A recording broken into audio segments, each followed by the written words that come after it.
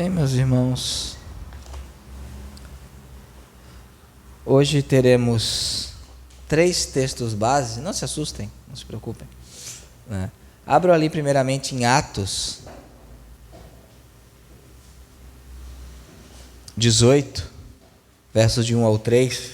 E hoje o tema é: tenham uma família do reino.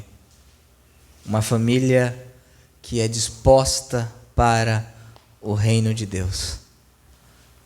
Atos 18, do 1 ao 3, diz o seguinte: após estas coisas, partindo Paulo de Atenas, chegou a Corinto. Encontrando um certo judeu, por nome Áquila, nascido em Ponto, recém-chegado da Itália, com sua esposa Priscila, pois Cláudio tinha mandado que todos os judeus saíssem de Roma, veio até eles. E como ele era do mesmo ofício, ficou com eles e trabalhava, porque tinham por ocupação fabricar tendas. Os versículos 24 ao 28.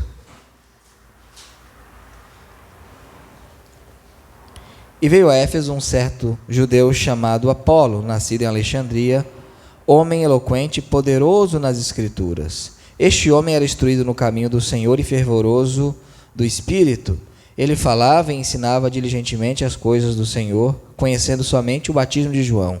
Ele começou a falar ousadamente na sinagoga e, ouvindo Áquila e Priscila, o tomaram consigo e expuseram-lhe mais perfeitamente o caminho de Deus. E, querendo passar a Acaia, os irmãos escreveram, exortando aos discípulos que recebessem, o qual, tendo chegado, ajudou muitos que haviam crido pela graça, porque ele poderosamente convencia aos judeus publicamente, mostrando pelas Escrituras que Jesus era o Cristo. E Romanos 16,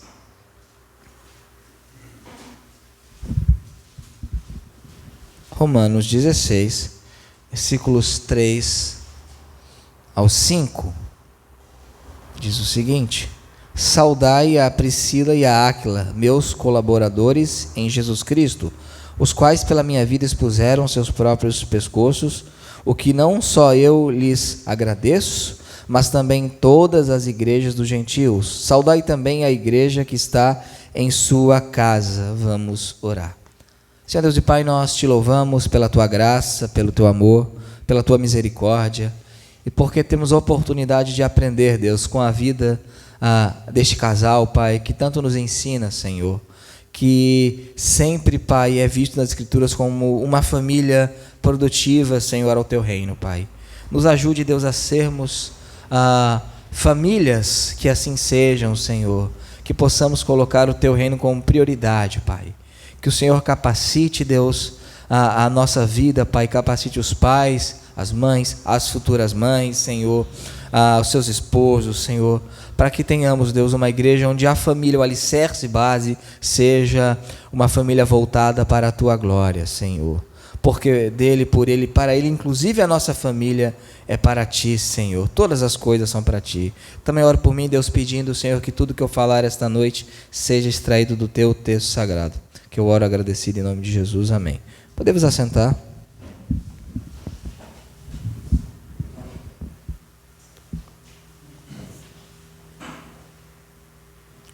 Tenha uma família do reino, vivendo para o reino de Deus. Nós vivemos uma época de muito individualismo. Homens e mulheres se casam, cada um querendo fazer a sua própria vida. Isso tem tornado, infelizmente, uma realidade na igreja do Senhor, né? As pessoas se casam para serem felizes e não para a glória de Deus e para fazer o outro feliz. E então, quando o outro não mais satisfaz a sua felicidade, o que ocorre? Ocorre vínculos desfeitos, ocorre famílias desfeitas, ocorre famílias, mesmo cristãs, que vivem para as suas coisas, para os seus propósitos e somente para isso. Isso tem se alastrado na igreja, né, porque as pessoas têm se ocupado com seus compromissos. Obviamente nós temos compromissos, nós temos coisas a fazer, nós temos responsabilidades, não somente em relação à igreja local, mas à nossa vida cotidiana, porque a nossa vida secular também é para a glória de Deus. Porém, nós temos visto que muitas famílias ditas cristãs vivem Como qualquer outra família, a diferença é que essas famílias não bebem e não fumam. Mas se você pegar, se você observar, basicamente é a mesma coisa. Você não vê Cristo nelas, você não vê aspirações em relação ao reino de Deus nelas, você não vê aspirações em relação ao avanço do evangelho nelas, você vê apenas pessoas que frequentam um determinado local, geralmente aos domingos e quando dá, né? E essas pessoas, né, apenas não fazem coisas muito erradas. E é isso que tem basicamente acontecido no meio evangelical brasileiro. Porém, já que tudo é para ele, e devemos entender uma coisa, que as nossas famílias, as nossas casas são núcleos missionários. São núcleos missionários. Uma igreja local, ela é uma igreja que é composta de famílias, e cada família é um núcleo missionário. Ainda bem que não está gravando, eu vou elogiar aqui um ponto positivo que foi despertado com o movimento dos 12, com o G12. Depois a gente edita e corta essa parte. Durante muito tempo as pessoas iam na igreja e esqueceram que as suas casas, a sua vida, as suas famílias eram famílias que existiam para a glória de Deus. Foi feito de maneira atabalhoada, muito ruim, os prejuízos foram enormes para a igreja. Porém, isso entrou novamente em muitas casas. Olha, a nossa família existe para quê? O que estamos fazendo para a glória de Deus? O que estamos fazendo para o reino de Deus? E a nossa família existe para isso, para a glória de Deus. Tem uma frase horrível: nós criamos filhos para o quê? Isso é um absurdo. Eu crio filho para Deus, para a glória de Deus, para que ele seja um bom cristão. Spurgeon vai dizer: se você criou seu filho para que ele fosse um grande advogado, um grande médico, um grande homem de negócios, e você conseguiu, ele não é cristão, você fracassou em muitos aspectos. Obviamente nem sempre é culpa do pai e da mãe, mas o fato é que devemos aspirar e criar os nossos filhos, devemos moldar a nossa família para que Cristo esteja nela. E verificando aqui a vida de Áquila e Priscila, ou como Paulo coloca lá em Romanos, Priscila até na frente de Áquila, a vida de Priscila e Áquila, nós verificamos que eles eram uma família totalmente devota ao reino de Deus. E essa é a nossa aspiração. Porque a gente fala: não, mas eu tenho trabalho, mas eu tenho compromisso, mas eu não sou solteiro, mas eu tenho isso. A gente coloca muitas coisas.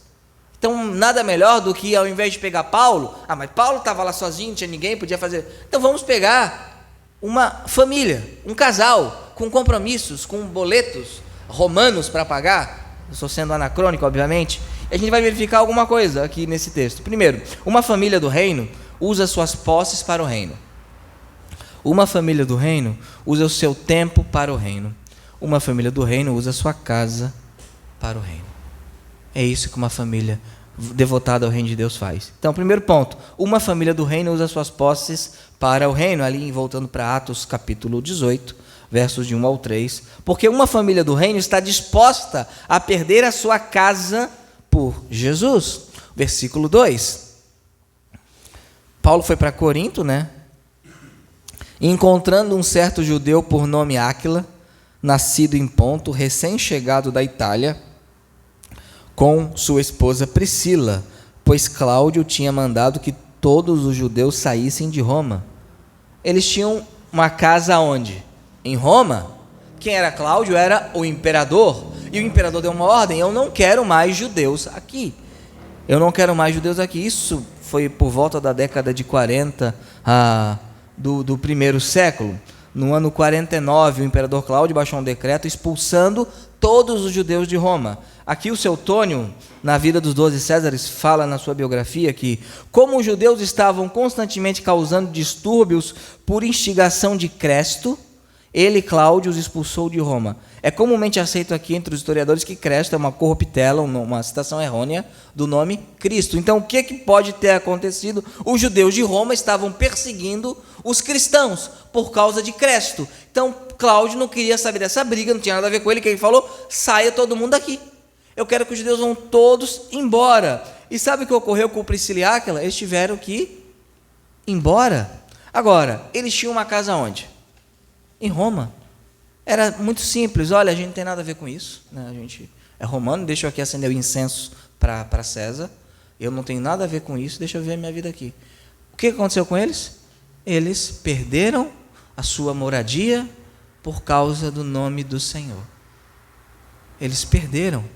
Isso é uma família para o reino. Eles perdem aquilo que eles têm. Eles moravam na capital. Eles moravam na principal cidade do império. E mais do que isso, uma família do reino está disposta a perder trabalho por causa de Jesus. O versículos 3 e 4. E como ele era do mesmo ofício, ficou com eles e trabalhava, porque tinham por ocupação fabricar tendas. E ele argumentava na sinagoga todos os shabates e persuadia judeus e a gregos. Aqui um ponto interessante é que fala que ele fabricava o quê? Tendas, a mesma coisa que Paulo. Ora, ele morava em Roma. O que vocês acham que ele fazia em Roma? Fabricava tendas. Agora pensa comigo, já que ele fabricava tenda e provavelmente ele trabalhava isso na sua antiga cidade, imagina como devia ser lucrativo você ter um negócio na maior e mais rica cidade do Império Romano. Você perdeu o seu ponto na Philipp Schmidt. Imagina como era lucrativo isso. E o que ocorreu com ele? Ele teve que fazer o quê? Sair. Então ele teve uma perda material, ele perdeu o seu trabalho, e quando eu falo trabalho, ele perdeu a sua clientela, perdeu tudo, por amor de Cristo, e ele teve que sair. Quanto de nós valorizamos mais o reino de Deus do que a nossa segurança financeira? Ela é importante? Claro que é. A segurança financeira é importante, obviamente que é. Tanto aqui que você não encontra Priscila e Áquila mendigando, eles vão atrás de ganhar dinheiro de novo, obviamente. Todo mundo aqui quer ter a sua segurança financeira, é natural. Eles não foram morar na rua, procuraram uma casa em Corinto, obviamente, isso é comum, isso não é errôneo, isso não é pecado. Agora, quando eu vivo de uma maneira em que a minha segurança financeira, a minha casa, as minhas posses, elas são mais importantes que o reino, aí algo está errado, algo está muito errado. A questão é, quanto Cristo vale para você? Qual é o valor monetário de Cristo? Cristo tem preço? Imagina, poxa, eu virei crente, tenho meu negocinho aqui, agora Cláudio manda todo mundo embora, por causa desse negócio de crédito, que no caso é Cristo, e toda a minha segurança financeira, meu trabalho foi perdido. Quem tem negócio próprio, meu pai tinha, algumas pessoas aqui têm, é difícil ou é fácil arrumar clientela? E quando você arruma, é difícil manter elas fiéis, não é? O pessoal acha que é só abrir de novo. Não é só abrir de novo. Não é só estrutura local físico. É ter a clientela. Quando o mecânico sai de um local para outro, ele tem que recuperar. Alguns até vão até ele, mas ele vai perder boa parte da sua massa. Isso em qualquer área. Então eles perderam por causa de Cristo. É interessante, o que nós observamos? Se a sua família vir até o Evangelho, Deus vai transbordar vocês de bênçãos, e as bênçãos vão correr atrás de vocês. Pode acontecer e pode não acontecer. A questão não é que as bênçãos são boas ou ruins, elas são boas. A questão é, eu estou disposto a perder trabalho por causa de Jesus? Por exemplo, especialmente nos Estados Unidos, quem faz festa de casamento, muitas vezes se recusa, corretamente, a fazer festas para casais homossexuais. E está coberto de razão, recebem processo, estão perdendo clientes, estão perdendo trabalho, estão certos em fazê-los, porque você não aprova isso, como você vai celebrar isso? Não há como. Outro ponto, uma família do reino coloca a missão do reino acima de seus negócios temporais. Note bem, pensa comigo, eles estavam em Roma, tinham sua clientela, correto? E eles foram expulsos, partiram, foram embora, os dois. Chegaram em Corinto. Agora, nota ali no versículo 11 do capítulo 18. Estavam eles com Paulo. E ele continuou ali, Paulo, por 1 ano e 6 meses, ensinando a palavra de Deus. Se estabeleceram. 1 ano e 6 meses, já conquistaram o quê? A sua clientela novamente. Já tinham seus clientes. Só que olha o que houve no versículo 18 e 19. E Paulo, depois disso, tendo permanecido ali ainda um bom tempo, que 1 ano e 6 meses, despediu-se dos irmãos e navegou para a Síria, e com ele Priscila e Áquila. Aí depois, verso 19, chegou a Éfeso. Espera aí, você está 1 ano e 6 meses ali, você já tem a sua clientela, você recomeçou do zero, aí ocorre uma coisa: nós precisamos dos dois para a obra do Senhor. O que Priscila e Áquila fazem? Paulo, espera aí, vem cá, seguinte, nós acabamos de recomeçar, faz 1 ano e meio. Não se envolva com Paulo, porque ou o teu navio vai naufragar ou você vai perder dinheiro. É uma coisa incrível, né? É uma coisa incrível. Paulo cita 3 naufrágios que ele sofreu. Quem é que sofre 3 naufrágios? Né? Quem é que sofre 3 naufrágios? Né? Aí você está ali, você recuperou a sua clientela. Você trabalhando para o Senhor, você está feliz, está trabalhando para o Senhor, Deus está abençoando o seu negócio, você está até conseguindo ajudar Paulo, né, no sustento. Poxa, que legal. Aí Paulo, eu vou ter que ir embora porque tem que plantar a igreja em outra cidade. Poxa, que legal, Paulo, legal. Então, o que eles fazem?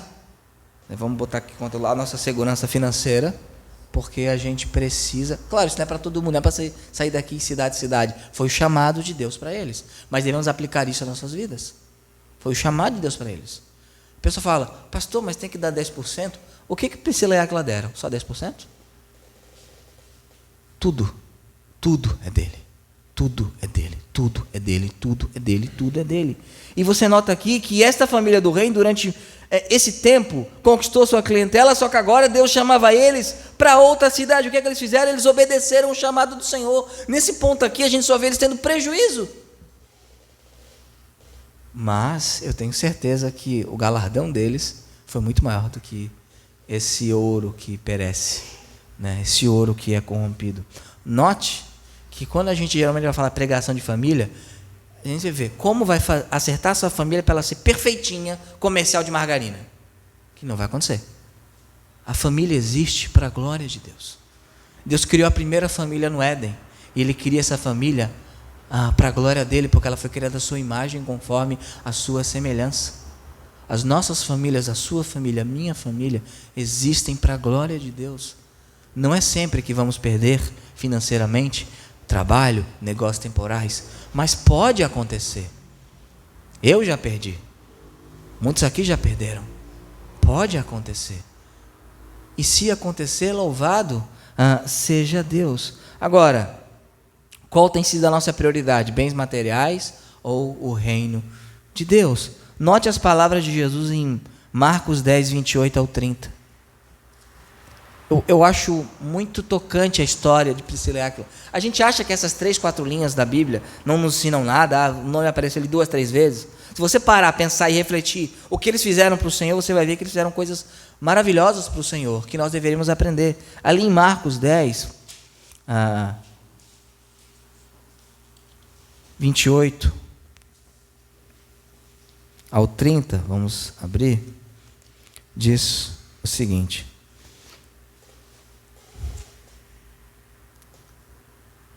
e Pedro começou a dizer-lhe, e eis que nós deixamos tudo e te seguimos. E Jesus respondendo disse, na verdade eu vos digo que não há nenhum homem que tenha deixado casa, ou irmãos, ou irmãs, ou pai, ou mãe, ou mulher, ou filhos, ou campos, por causa de mim, do Evangelho, que não receba 100 vezes mais, já nesse tempo, em casas, irmãos, irmãs, mães e filhos, e campos com...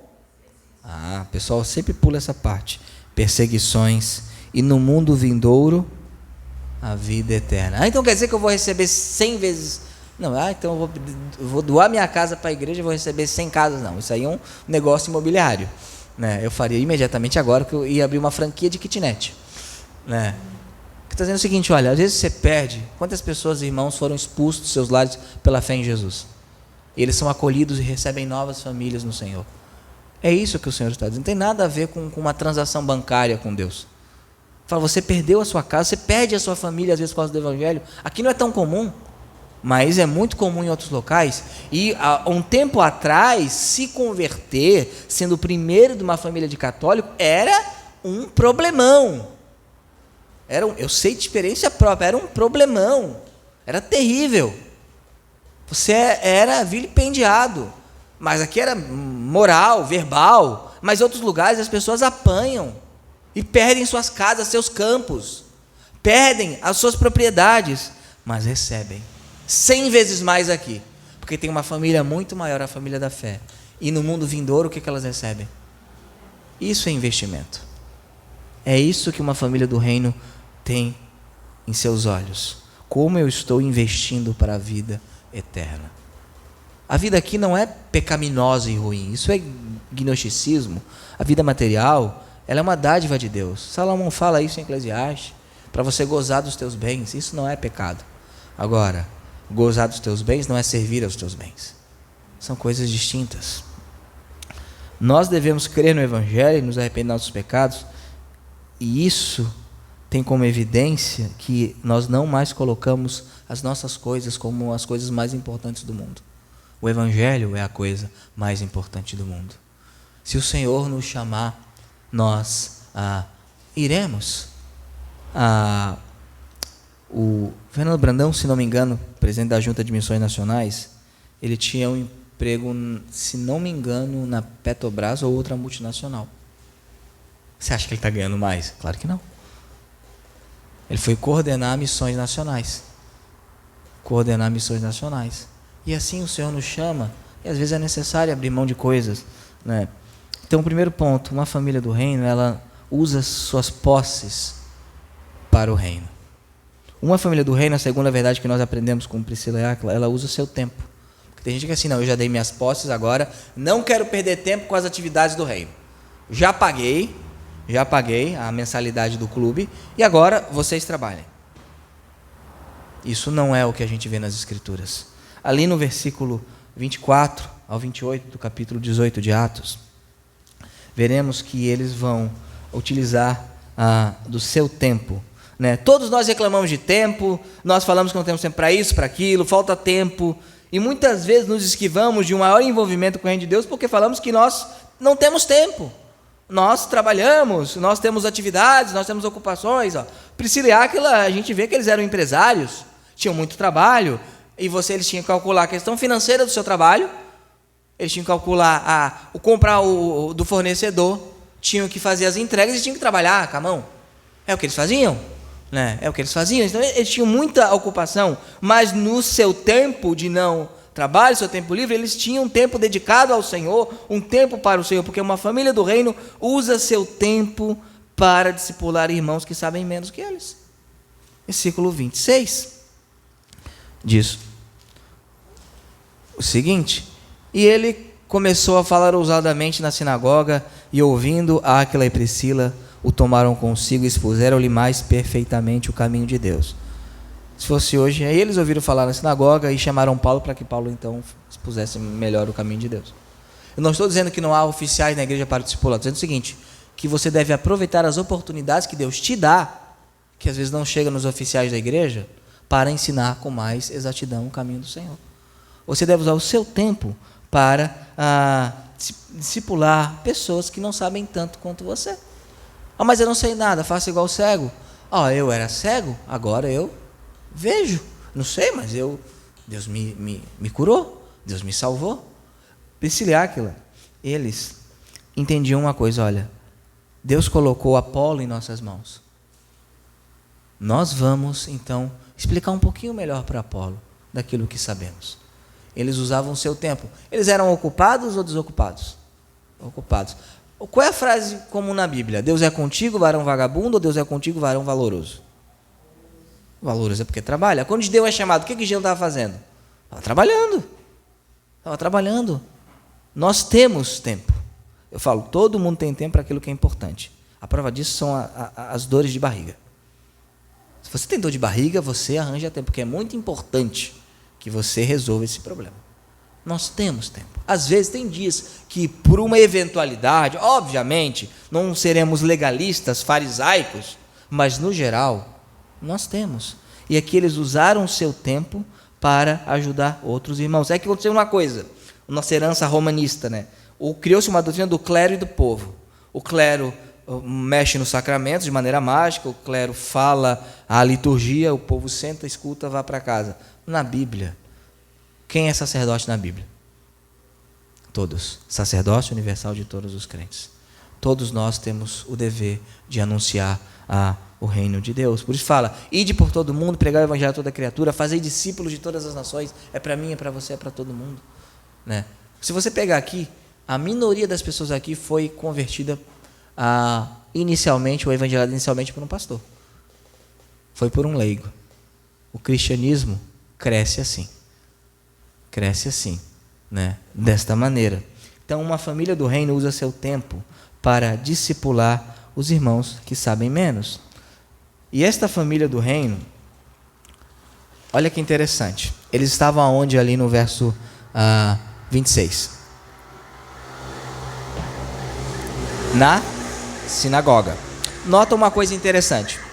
A sinagoga era frequentada por judeus cristãos, mas não por cristãos gentios. Logo, Priscila e Áquila, eles iam no sábado na sinagoga e no domingo ia aonde? Na igreja. Então, eles iam no sábado e no domingo. Eles tinham tempo, mas eles usavam o seu tempo para quê? Para a glória de Deus. Porque uma família do reino usa o seu tempo para anunciar a Cristo. O verso 26. E ele, começando a falar ousadamente na sinagoga, e ouvindo Áquila e Priscila, tomaram consigo e expuseram-lhe mais perfeitamente o caminho de Deus. Uma família que vive para o reino sabe que a vida deve ser um anúncio do reino de Deus.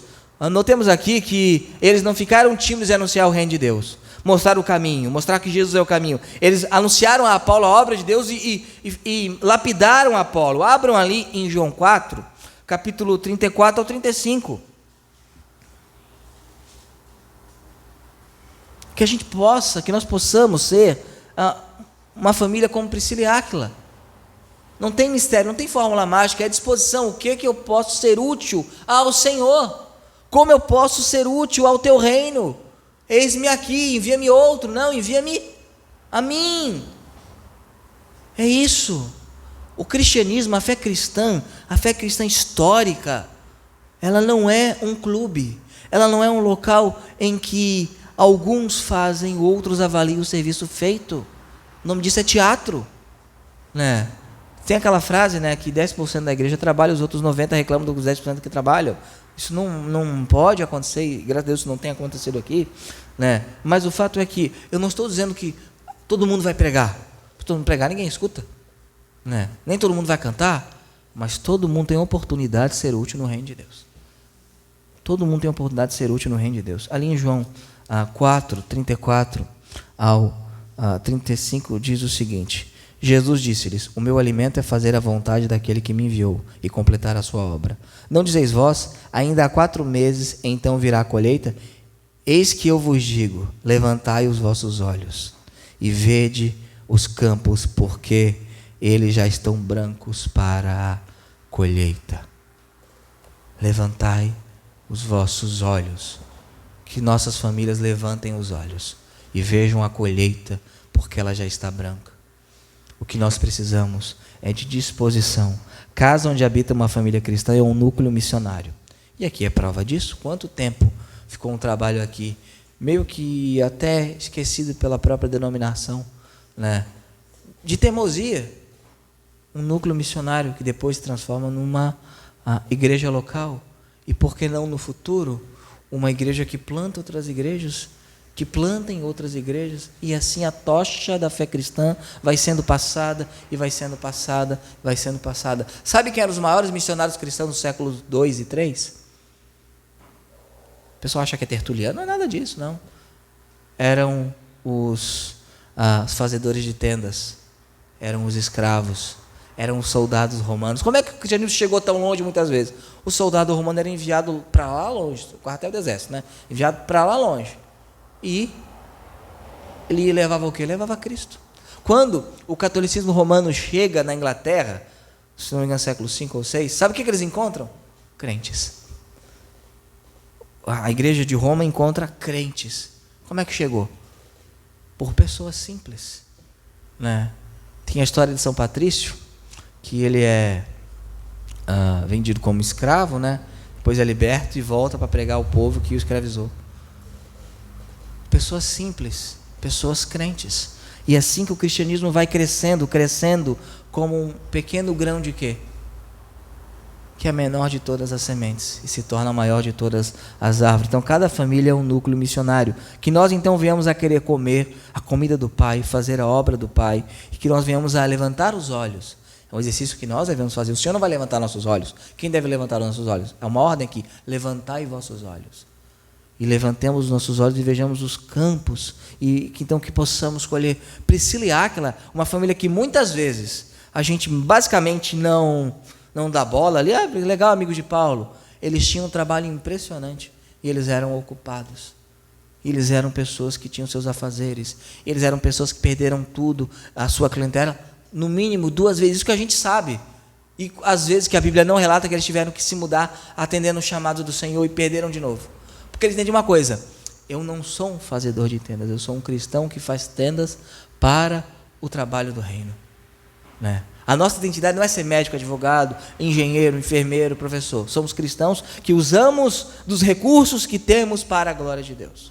É isso o que nós somos. É isso que eles entenderam. Eu sou um cristão que faz tendas, não sou uma pessoa que faz tendas que por acaso é cristão. E o que a igreja moderna entende? Não, eu tenho minha profissão e eu vou na igreja. Não, nós somos cristãos e temos a nossa profissão. Nós somos cristãos e utilizamos de todos os recursos. Tempo também é recurso, dinheiro é recurso, saúde é recurso, tudo é recurso para a glória de Deus. Né? Terceira verdade que a gente observa aqui na vida de Priscila e Áquila, ou Áquila e Priscila. Uma família do reino usa sua casa para o reino. E casa aqui eu falo mais do que uma construção. O seu núcleo familiar, ele existe para o reino de Deus. Abram ali em Efésios, capítulo 5. Primeiro, Romanos 16. Romanos, capítulo 16, versículos 3 e 4. Diz o seguinte: saudai a Priscila e Áquila, meus colaboradores em Jesus Cristo, os quais pela minha vida expuseram seus próprios pescoços, o que não só eu lhes agradeço, mas também todas as igrejas dos gentios. Saudai também a igreja que está em sua casa. Agora sim, abram em Efésios 5, 22 em diante. Tem um relacionamento cristão no lar. Efésios capítulo 5.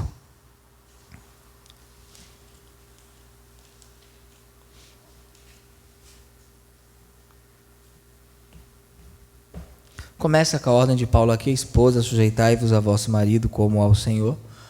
Aí vai, porque o marido é o cabeça da esposa, como também Cristo é o cabeça da igreja, sendo ele próprio salvador do corpo. Portanto, assim como a igreja está sujeita a Cristo, assim também as mulheres sejam em tudo sujeitas a seu marido.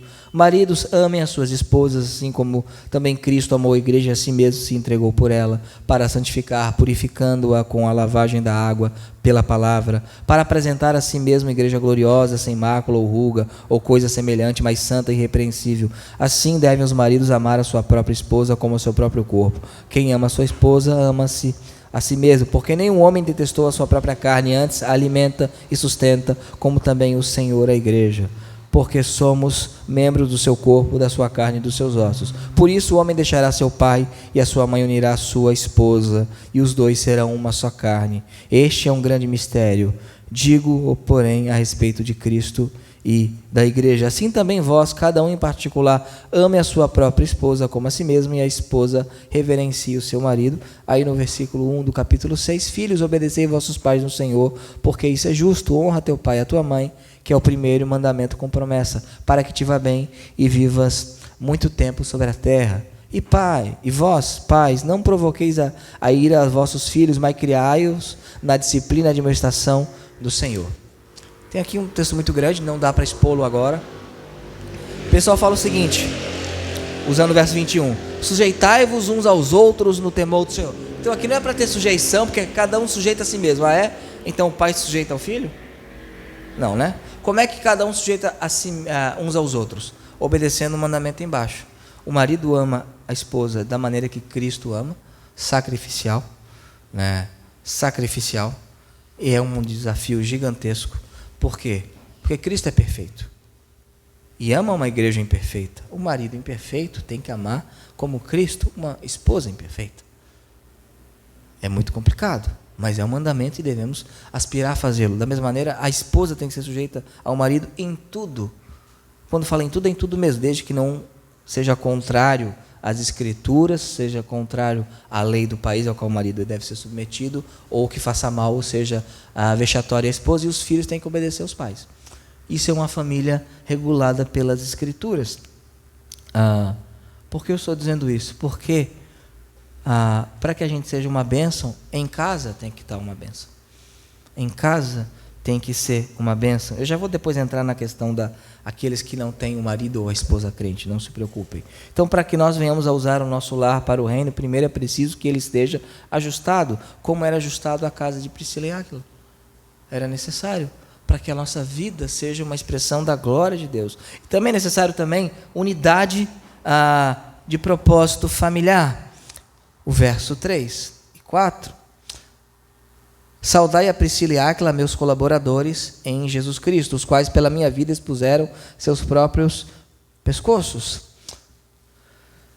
Unidade familiar. O que significa? Que, nesse caso, marido e mulher têm que ter o desejo de servir ao Senhor e ser a glória do Senhor. Porém, existem casos, e a Bíblia reconhece, em que um dos dois não serve a Cristo.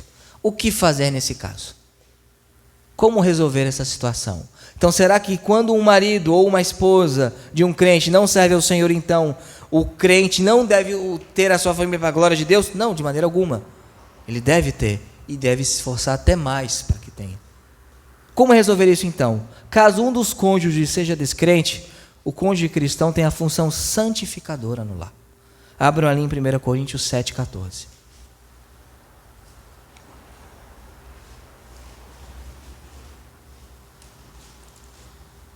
Obviamente vão ter desafios que um casal cristão não vai ter.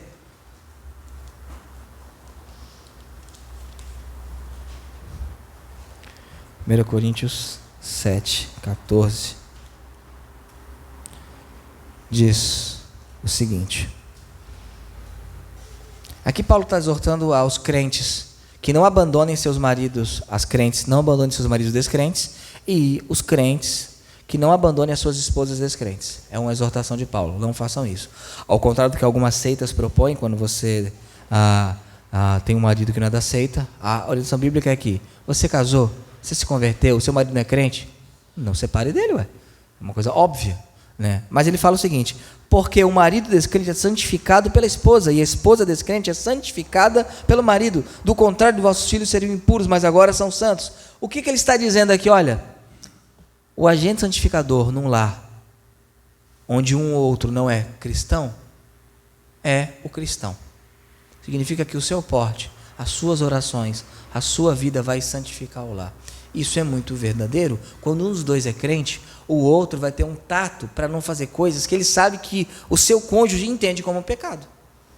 Ele vai ter um tato, ele vai ter se ele for um bom marido ou uma boa esposa, o que significa que você tem que fazer com aquilo que Deus te deu, para que o seu lar seja para a glória de Deus. Talvez você não tenha um marido ou esposa, mas você pode ter filhos, e eles serão santos para a glória de Deus, e você vai continuar orando, e vai continuar lutando para que toda a sua casa possa servir ao Senhor. Você será a agente santificadora do lar. Santificadora do lar. Porque devemos ter unidade de propósito de família. E se não é possível, e às vezes não é possível, porque vivemos no mundo caído, no mundo real, ainda assim você deve lutar para que a sua família, naquilo que Deus já te deu, possa louvar e engrandecer o nome do Senhor. É isso o que devemos fazer. Por isso Paulo fala, olha, não se aparte, porque o marido descrente é santificado por quem? Pela esposa, e a esposa descrente é santificada pelo marido. Os filhos são santos, não são impuros, porque tem uma criação pura. O que significa uma coisa: se um dos dois é descrente, ele não tem autoridade a colocar uma criação impura sobre os filhos, porque quem concedeu a autoridade de governo dos pais aos filhos? Deus. E a ordem é que eles sejam criados na admoestação do Senhor. Então é isso que devemos entender. Nosso lar tem que ter unidade de propósito. Ele tinha o mesmo propósito que a sua esposa, colaborar com a obra de Jesus Cristo. E aqui eu sou muito agraciado, porque a minha esposa, eu falo isso não para puxar o saco, porque já casei, não preciso mais, agora tem que aguentar, porque não pode separar, né? Mas sou muito agraciado, porque eu sei que muitas pessoas chamadas ao ministério, às vezes têm o ministério atrapalhado, porque não foram tão sábios ou a sua esposa, o seu cônjuge não tem o mesmo propósito. Eu sou muito agraciado nisso. Isso é fundamental. Priscila e Áquila tinham um propósito: a glória de Deus na sua vida e no seu casamento. E a família não deve ter a vida preciosa, a nossa vida aqui preciosa. Verso 4 de Romanos 16. Eu falo, não se aproximem de Paulo. Agora podem, porque ele morreu, vão para o céu e não vão morrer. Mas eles perderam tudo uma vez, perderam tudo outra vez. E o que Paulo fala aqui? Verso 4. Os quais, pela minha vida, expuseram seus próprios pescoços. O que não só eu lhes agradeço, mas também a todas as igrejas do gentio. Primeiro a minha família, mas Deus é primeiro. Se Deus requerer que a nossa vida seja ceifada para a glória de Deus, que seja ceifada para a glória de Deus. Quando vocês lerem o Espelho dos Mártires, e vocês vão ler um dia, eu tenho certeza, vocês vão ver um relato tocante de uma mãe que teve os seus 4 filhos mortos antes dela, na frente dela. Uma coisa muito dura de ler. Foi um dos textos mais difíceis, século 6 ou 7, se não me engano. Não, um pouquinho antes, né? Século 4. Ainda tinha um império. E o intuito dos executores não era matar as crianças, os filhos. É que ela negasse, e ela negando, os filhos viessem a negar. O que eles acharam? Eu vou começar a torturar o primeiro. E ela não vai resistir. E ele começa a torturar. O relato do Espelho dos Mártires continua dizendo, e ela falando: não negue o nome para o seu filho. Primeiro morto, e o outro, o outro, o outro, o outro. E os executores perderam toda a argumentação quando foi a vez dela. E ela foi ceifada. Ela expôs seu próprio pescoço para a glória de Deus. Eles estavam aqui, Priscila e Áquila, dispostos a morrer pelo apóstolo Paulo. Não porque Paulo era Paulo, mas porque Paulo era muito útil na obra de Deus. Paulo era necessário naquele momento na obra de Deus. Então eles entendiam que, se necessário fosse, eles deveriam morrer para que Paulo pudesse continuar a sua obra. Quantos casais fariam isso? Isso é uma família totalmente envolvida com o reino de Deus. Isso é um homem e uma mulher cheia do Espírito Santo. Isso é um casal que é exemplo para nós, para a nossa vida. Paulo fala, eles expuseram sua própria cabeça, seu próprio pescoço. Devemos morrer para o nosso autodomínio, devemos confiar na obra do Senhor. E se um dia o Senhor chamar realmente que seja necessário, porque o Senhor dará graça aos seus. Abram ali em Mateus 16, 24 a 27.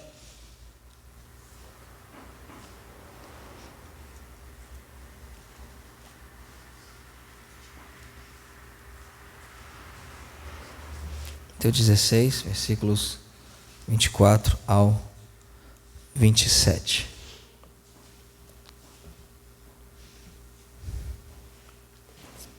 Então disse Jesus a seus discípulos: se algum homem quiser vir após mim, negue-se a si mesmo, tome a sua cruz e siga-me. Porque aquele que quiser salvar a sua vida, perdê-la-á, e quem perder a sua vida por minha causa, achá-la-á.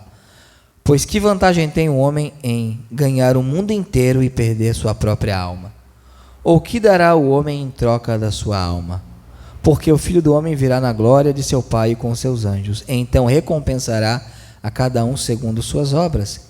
Em verdade vos digo, alguns do que aqui estão não provarão a morte até que vejam o Filho do Homem vindo em seu reino. Possivelmente aqui ou a transfiguração ou o Pentecoste, mas o fato é, quem quiser salvar a sua vida, vai perder. O que adianta você ganhar o mundo inteiro, o mundo a seus pés, e a sua alma se perder?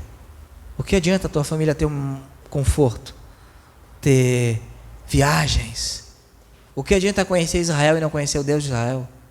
O que adianta ter tudo, ter uma casa confortável? Tudo isso é bênção, não é pecado. É maravilhoso. Mas o que adianta? Chega lá,